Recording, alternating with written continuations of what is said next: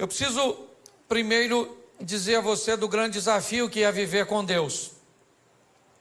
Porque, segundo a Bíblia, as dificuldades, elas podem ser muito maiores do que algumas pessoas esperam. Por quê? Porque a Bíblia diz que Deus vê as coisas de uma forma diferente de nós. Quando o profeta Samuel vai ungir um novo rei na casa de Jessé, Samuel chega na casa de Jessé e se depara com Eliabe, seu filho primogênito. Então Samuel acredita estar em Eliabe, o novo rei para Israel. E Deus diz para Samuel: não atente para a sua aparência, nem para a sua estatura, porque eu tenho rejeitado, porque eu não vejo como o homem vê o que está diante dos olhos, porém o Senhor olha para o coração. Aí a Bíblia também diz que os pensamentos de Deus não são os nossos pensamentos, e os caminhos de Deus não são os nossos caminhos. E aí nós vamos ter um problema sério, porque nós escolhemos nossos relacionamentos por afinidades. E aí a Bíblia diz: eu não penso como você pensa, eu não ando como você anda, e eu não vejo como você vê, e nós vamos ter que andar junto. E como é que esse negócio vai funcionar? Alguém vai ter que mudar para isso dar certo. E esse alguém quem é? Deus. Certo? Deus tem que mudar para se encaixar no meu perfil, senão ele não vai andar comigo, que é um privilégio andar comigo. Certo? Então, se nós tivermos a sensibilidade e entendermos o que Deus quer fazer através de nós, eu acho que essa é a grande essência da caminhada cristã. Adquirir no Espírito Santo e na Palavra de Deus a sensibilidade para que se cumpra em nós o que Deus deseja fazer, segundo o que Ele planejou. Ok? Porque às vezes nós vamos nos relacionar com Deus e queremos que Ele faça o que nós desejamos. E a Bíblia é bem clara: os planos de Deus não podem ser frustrados. Então, se os planos de Deus não podem ser frustrados, se prepare para ver os seus. Porque entre os seus e o dele não vai ser frustrado, e você pode ter o seu frustrado. O que você precisa saber é que Ele sabe, conhece todas as coisas e que é o melhor para nós. Então, quanto mais rápido nós descobrimos o que Deus quer fazer, fica mais fácil. E ao longo de todo o tempo Ele nos dá as diretrizes, certo? Deixa eu ser um pouco mais completo nessa mensagem de agora. Quando nós vamos olhar para Gênesis 1 e 2, Deus vai estabelecer o modelo da vida do homem. Que modelo é esse, pastor? A fé. E disse Deus: haja luz. Deus começa então a chamar à existência as coisas que não existem, como se elas já existissem. Isso é fé. Ok? Então o estilo de vida que nós precisamos trilhar é o estilo da fé, de ver aquilo, certo? De acreditar naquilo que não está ainda diante dos nossos olhos, mas já está no nosso campo de visão. Como você viu o pastor Eibe falando, certo? De uma centena de igrejas espalhadas por São Paulo. Isso não é feito por vista, porque as igrejas ainda não estão estabelecidas, mas isso é feito por visão. Visão é aquilo que não está diante dos seus olhos, mas já está como seu alvo no campo da fé. Quando nós olhamos um pouquinho mais à frente, ainda no Gênesis, Deus vai dar uma outra diretriz. Qual é? É que a vida do homem vai ser estabelecida em fé, mas ele tem um inimigo. Aparece lá o tal do Lapeta, certo? Eu falo com ele porque é mais seguro mandar ele para lá do que chamar ele para cá, certo? Se eu falo com C, eu falo para o Peta vir. Se eu falo com ele, eu falo para o Peta ir. E entre o Peta vir para cá e ir para lá, eu prefiro que ele fique o mais longe possível, tá certo?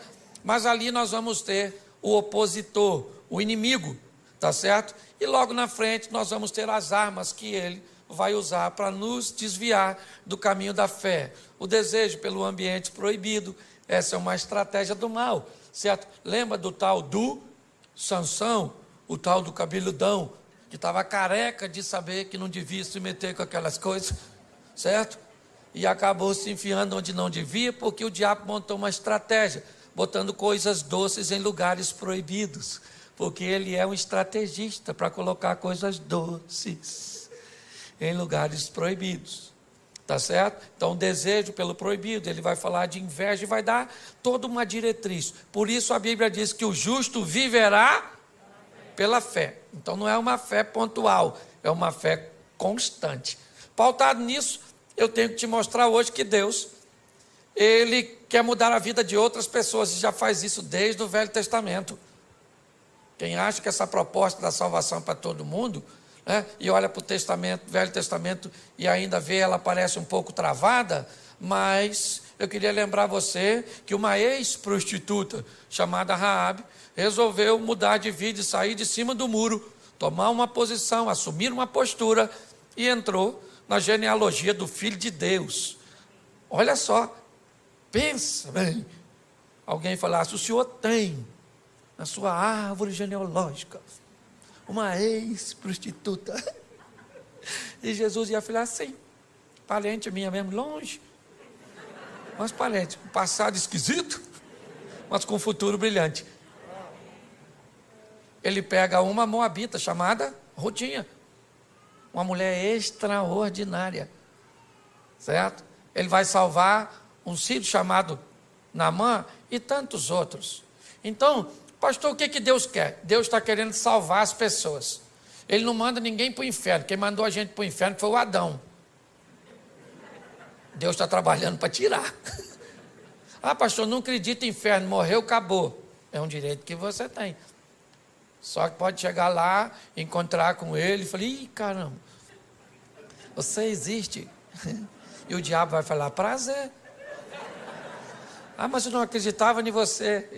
E o diabo vai dizer, para entrar aqui não precisa de fé. Fé é uma exigência da concorrência. Aqui você entra sem fé mesmo, senta nessa cadeira pegando fogo que já vou te atender, ok? Então, se você quer ir garantido, vai com Jesus que o passaporte vai carimbado, tá certo? E você vai passar por lá, vai passar, né? Até quem não for para o céu, vamos dizer assim, vai ter que ver Jesus. Todo joelho dobrará, toda língua confessará. Então a turma vai passar por lá. Aí eu imagino Jesus olhando para alguns, né? Aí a pessoa entra. Aí Jesus está lá. Aí igual a hora da conexão aqui, né? Jesus, ó.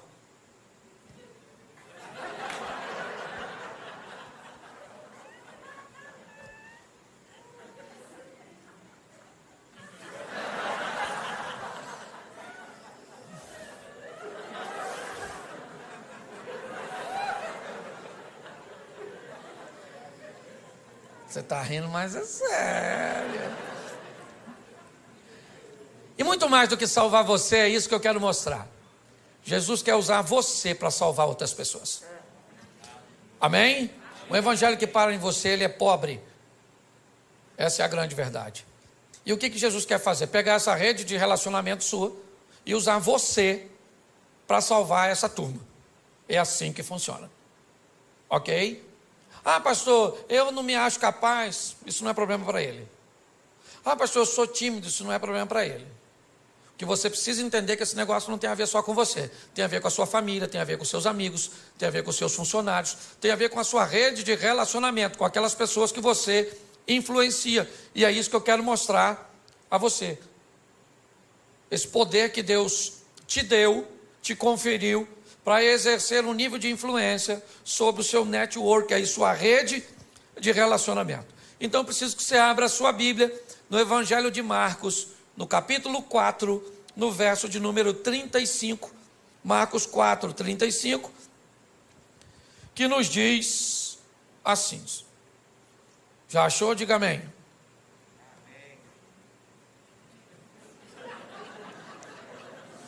Vocês estão rindo de quê? É só para achar.